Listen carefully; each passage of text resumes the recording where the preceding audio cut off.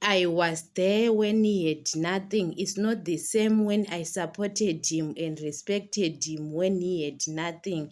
Now he is a successful man. He knows what he wants. When you want to see the true colors of your husband, you have to see him when he is successful.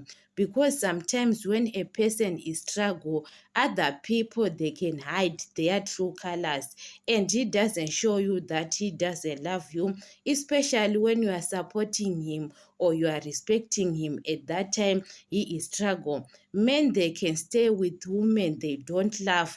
At that time they are struggle, but when they are successful, they have got a power to choose the woman they love. So when you see your husband, he is still with you, you are struggle with him, and now he is still with you, he is a successful, he is rich man, he is still respecting you as his woman, you are very lucky. It's not like that to most of the women. Most of the women are crying because men, they can stay with a woman he doesn't love at that time because you are the one, you are understanding him. The woman he loves, they can't understanding him the way you are understanding him. So sometimes when you say you are there at that time, he was struggling and now he doesn't care about you. Women, we have to open our eyes.